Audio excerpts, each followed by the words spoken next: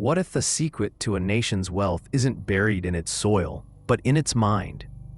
We've all been told the same story, that rich countries became rich because of oil, gold, or geography. But what if that's only half the truth? And the real engine of prosperity lies in something invisible, culture itself. Think about it. Japan has no major natural resources, yet it's one of the richest nations on Earth. Meanwhile, countries with vast oil reserves or fertile land remain trapped in cycles of poverty. How does that make sense? If wealth comes from resources, shouldn't the Middle East or parts of Africa dominate the global economy? Clearly, something else is at work here. Culture, that messy mix of values, habits, and collective psychology, might be the missing variable. But what exactly does culture do that resources can't? Let's start with a paradox. Humans are both logical and irrational, and entire societies reflect that same duality. A country's collective behavior over centuries can either compound progress or sabotage it. Consider the Protestant work ethic theory. In the 1900s, sociologist Max Weber suggested that certain religious beliefs, like hard work, thrift, and delayed gratification, helped Northern Europe industrialize faster. Whether or not Weber was completely right, his idea hinted at something profound. Maybe it's not what a country has, but how its people think about time, effort, and trust. But before you nod in agreement, let's complicate the story. There are exceptions everywhere. Catholic Italy, Buddhist Japan, and Confucian China all became wealthy in their own ways. So, if religion alone doesn't explain it, what deeper cultural code could be driving prosperity? One clue lies in what economists call long-term orientation, the willingness of a culture to sacrifice short-term comfort for future gain. When scientists measured this across nations, a pattern appeared. Countries that scored higher on this trait, like Japan, South Korea, and Germany, tended to accumulate more wealth over time. They invested, educated, and saved rather than consumed. But then again, why did those countries develop that mindset in the first place? To understand that, we have to look back, not decades, but centuries. Harsh winters, unpredictable harvests, and limited resources forced people in northern climates to plan ahead, store food, and cooperate. Over generations, those survival habits turned into social norms, discipline, punctuality, and the idea that work today ensures comfort tomorrow. The environment literally shaped psychology. Meanwhile, regions with stable climates and abundant resources didn't face the same evolutionary pressure. When food and warmth were predictable, cooperation wasn't as critical for survival. This difference didn't make one culture better, it just trained minds differently.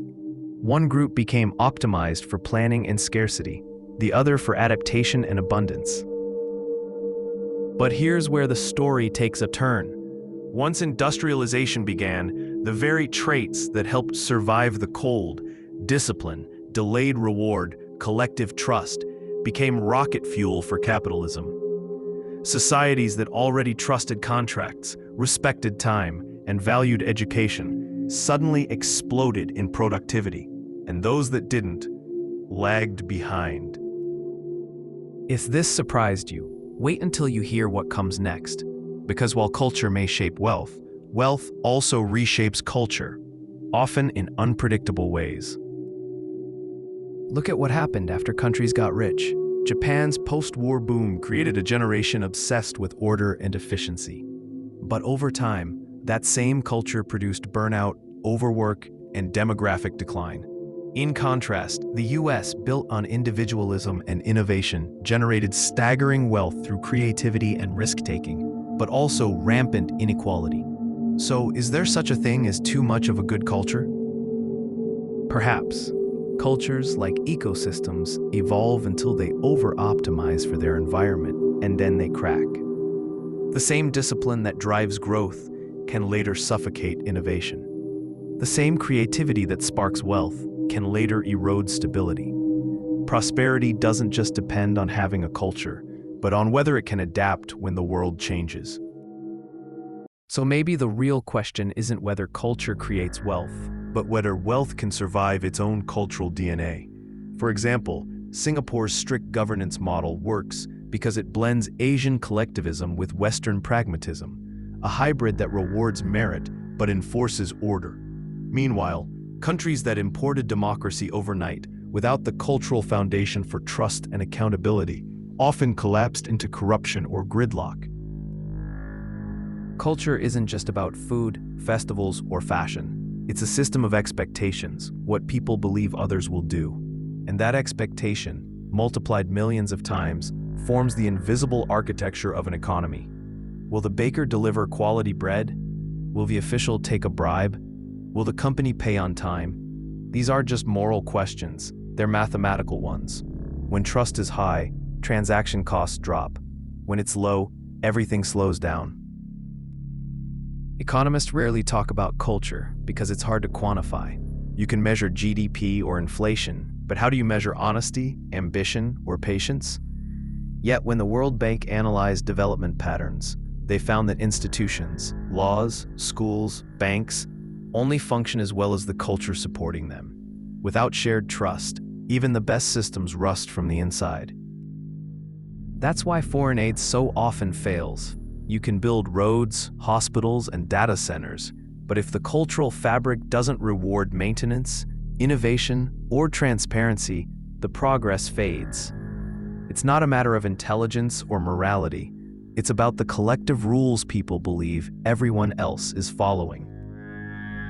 Take corruption, for example. In some societies, bribery is seen as a necessary evil, the way things get done. In others, it's a moral catastrophe. That difference alone changes the flow of money, power, and opportunity. Culture defines not only what people can do, but what they think they should do. Now imagine this thought experiment. Two identical countries, same population, same technology, same resources. One has a culture where people trust each other. The other, where everyone expects betrayal. Which one would you invest in?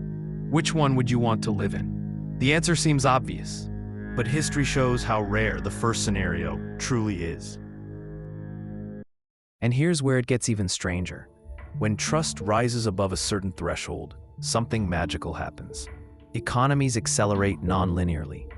A society that trusts contracts doesn't just trade more, it invents new forms of trade. It builds stock markets, credit systems, and universities. Culture amplifies compounding. So maybe resources, geography, and policy are just visible symptoms. The real cause, the one beneath them all, is the culture that tells people how to use what they have. Some societies hoard, others invest. Some preserve the past, others bet on the future. Culture decides which instinct wins. But if culture is that powerful, can it be changed? History says yes, but painfully slowly. Japan reinvented its work ethic after World War II. South Korea rebuilt its social fabric through education and industrial discipline. Even Germany, after devastation, reconstructed its institutions around precision and trust. Yet for every success, there are dozens of nations trapped by cultural inertia, old habits wrapped in modern technology. In the end, wealth isn't just the sum of factories, resources, or policies. It's the sum of assumptions, invisible codes repeated across generations until they harden into instinct. Those instincts build civilizations, or quietly dismantle them. So what truly makes a country rich? Not just its land or its leaders, but its collective psychology. How millions of minds synchronize around time, trust, and ambition. Because while money is minted in banks, wealth is minted in culture. If you found this idea thought-provoking, tell me, which do you think matters more? The soil under our feet or the stories in our heads? Share your take in the comments. Like this video if it made you rethink what wealth really means.